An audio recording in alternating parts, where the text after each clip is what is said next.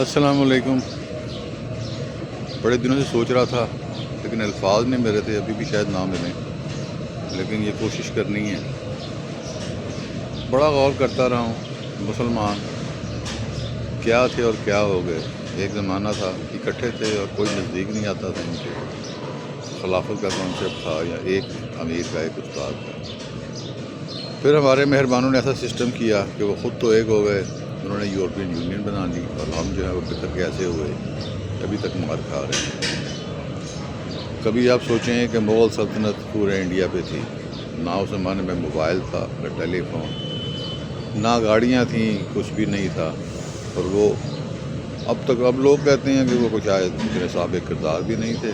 میں ایک بار بچوں کے ساتھ قلعے گیا تو وہاں پہ کسی انگریزی میڈیم اسکول کی استانی بچوں کو لے کے پھر رہی تھی، میرے سے آگے تھی کافی، تو وہ انہیں بتا رہی تھی کہ جو مغل تھے نا یہ آل وومنائزرس۔ مجھے موقع نہیں ملا، بڑی وہ اسپیڈ میں تھی، تو میں اسے بتاتا کہ بی بی اتنے بڑے وومنائزر تھے تو کیا ان کے پاس روحانی قوت تھی، کیا پاور تھی، کوئی ان کے پاس کیا موبائل تھے، گاڑیاں تھیں، کیا تھا ان کے پاس؟ انہوں نے اتنے زیادہ ایریے پہ حکومت کی۔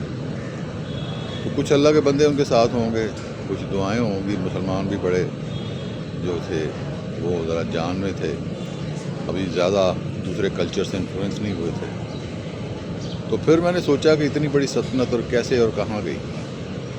1707 میں اورنگزیب عالمگیر صاحب جو تھے انہوں نے وصال کیا، سادہ آدمی تھے، قرآن لکھتے تھے، اور وہیں ایک ان کی قبر ہے اورنگ آباد میں جہاں وہ ابھی بھی بغیر کسی چھت کے مزار کے وہاں پڑے ہوئے ہیں۔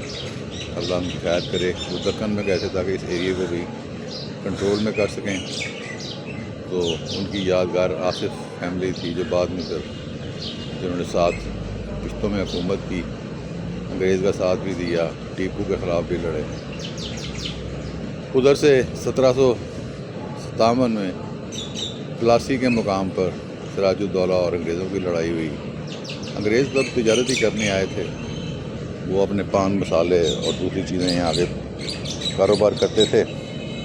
مدراس کی طرف پہلے آئے وہ سورت اور پھر یہ کیرلا سائڈ پہ، اسی لیے وہاں پہ زیادہ انگلش اسپیکنگ ہے اور ایجوکیشن بھی وہاں پہ ہے زیادہ۔ تو وہاں سے انہیں اطلاع ملی، پروگرام ان کے لمبے تھے، جیسے اب ہے کہ محبت، پیار اور ترقی اور بڑا جی ہمیں آپ کا خیال ہے، اور کاروبار کی طاق میں ان کا پروگرام تھا کہ یہاں پہ اس کو سارے علاقے کو قابو کیا جائے، کیونکہ یہ سونے کی چڑیا کہلاتا تھا۔ تو سراج الدولہ صاحب نے ان کے کچھ آدمی بند کیے، انہوں نے کہا کہ یہ بلیک ہول ہے، ان کو مار دیا، فلانا۔ جنگوں میں ہوتا ہے، اب جب کسی کے علاقے میں جا کے انویڈ کرتے ہیں تو پھر آگے رسپانس تو آئے گا، لیکن ان قوموں کا یہی رہا ہے کہ جہاں بھی انویڈ کرتے ہیں سمجھتے ہیں کہ ہم انہیں کوئی تمیز سکھانے جا رہے ہیں۔ میں ویڈیو دیکھ رہا تھا ایک الہ آباد کی، تو وہاں پہ ان کے قبرستان کی سیمیٹری تھی، برٹش پرانے جو تھے وہاں پہ، تو 1857 کی ایک قبر تھی، تو اس پہ لکھا ہوا تھا کہ he died for a cause. ان کا کاز کیا تھا؟ ان کا کاز یہی تھا کہ اس علاقے کو سارے کو مسلمانوں کو ایلیمینیٹ کیا جائے، کیونکہ یہ مسلمان اس زمانے میں اس علاقے ایریا میں آلموسٹ ساری دنیا پہ ان کا رول تھا۔ تو پرانی جو تھی کروسیڈز تھی وہ بھی چل رہی تھیں، اور ان کا پرانا خواب تھا کہ ان کو دفاع کیا جائے، ان کو توڑا جائے اور یہاں پہ اپنی حکومت قائم کر کے ان کو پھر اپنے سسٹم میں لایا جائے۔ مسلمان جو تھے ان کی لینگویج فارسی تھی، ان کا اپنا کلچر تھا، اپنی ان کی طب تھی، ان کے اپنے سارے قانون ضابطے تھے۔ انگریز آیا، اس نے سارے قانون ضابطے چینج کیے، لینگویج، اپنا کلچر اور ہر چیزیں ایسی مسلط کیں۔ لوٹا بھی، یہ کہتے ہیں کہ ٹریلینز آف ڈالرز میں انہوں نے یہاں سے لوٹا، اور بعد میں ہمیں بتایا کہ یہ کامن ویلتھ ہے، لوٹ کے وہاں لے گئے۔ آپ برٹش میوزیم جائیں تو وہ بھرا ہوا ہے ان چیزوں سے، ابھی تک کچھ چیزیں وہ دکھاتے بھی نہیں ہیں۔ آپ کا کلچر، آپ کی کتابیں، آپ کی ساری ہیریٹیج جس پہ آپ پراؤڈ ہو سکتے تھے، انہوں نے سب کچھ صاف کر دیا۔ ہمارے یہاں کنگ ایڈورڈ میڈیکل کالج ہے، اس کے گیٹ پہ ابھی تک یونین جیک لگا ہوا ہے گیٹ سے۔ انہوں نے یہاں پہ اپنا جو بنائی ایک مارکیٹ بنائی، ٹولنٹن مارکیٹ 1800 کچھ میں، اس کو ہم نے ابھی تک سنبھال کے رکھا ہوا ہے۔ قلعہ جو تھا وہ ہمارا تھا، ہم وہاں سے رول کرتے رہے۔ وہاں پہ جو تھا رنجیت سنگھ صاحب کی، انہوں نے اس کو رینوویٹ کر دیا، ابھی بھی ان کے وہ علیحدہ خانے بنائے ہوئے ہیں وہاں پہ۔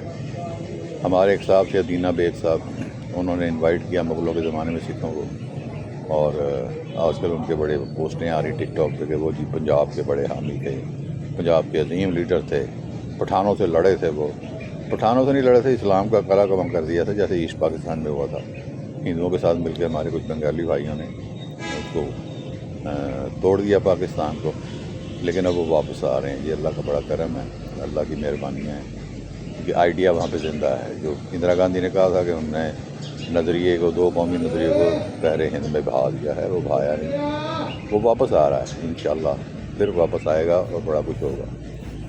خیر 1757 میں بنگال میں انہوں نے بہانہ بنا کے سراج الدولہ کو مروایا، پیسے لگائے، سارا بیچ میں غدار پیدا کیے، ان کو رارے لگائے کہ آپ کو حکومت دیں گے، اور یہ وہ سارے نام آپ کو پتہ ہیں، اور وہاں سے پھر ان کی گیم شروع ہوئی۔ کلکتہ کو انہوں نے اپنا کیپٹل بنا لیا، وہاں فورٹ ولیم پہلے سب سے پہلے بنایا انہوں نے، وہاں سے یہ سارا کچھ، حالانکہ یہ تجارت کر رہے تھے اور ان کا کیا مقصد تھا وہاں فورٹ بنانے کا، تو دماغ میں کچھ اور تھا، کھڑک رہا تھا کہ یہ مسلم جو عظمت ہے اس کو کیسے ختم کرنا ہے۔ پوری دنیا پہ انہوں نے کوشش کی، لیکن اللہ کا کرم ہے کہ وہ اسلام جو ہے اس کو نہ ختم کر سکتے ہیں، وہ چیز واپس آ رہی ہے۔ اس کے بعد انہوں نے ایسا سسٹم چینج کیا، 100 سال کے تقریباً 1757 سے 1857 تک انہوں نے آلموسٹ ایسا اپنا افریت پھیلایا، اژدہا نے لپیٹا مغربی کلچر میں، کہ ہماری سب ہیریٹیج، ہمارے جو ہم رول کرتے تھے، ہمارا فخر تھا اور ہمارا کانفیڈنس تھا، انہوں نے سب کچھ ختم کر دیا، اور پیچھے ایسی قوم چھوڑ گئے جیسے وہ لارڈ میکالے نے کہا تھا کہ ہم بیچ میں ان کے جو کالے رنگ کے سیاہ ہوں گے لیکن ہماری کلچر کے رنگے ہوئے ہوں گے، اور پیچھے ایسے چھوڑ دیے لوگ کہ جو ابھی تک ان کی جینس کے اندر وہ چیز چلی گئی، نسل ہی بدل گئی، چہرے سے کچھ نظر آتے ہیں اور حقیقت میں وہ کسی اور کے غلام بنے ہوئے ہیں۔ تو اسلام نے جو برابری کا سبق دیا تھا، انگریز نے آ کے آزادی کا سبق دے دیا، جو مرضی کرو، بس جا کے پہنچ جاؤ وہاں پہ ان کے سامنے اور وہ آپ کے سارے گناہ سر پہ لے لیں۔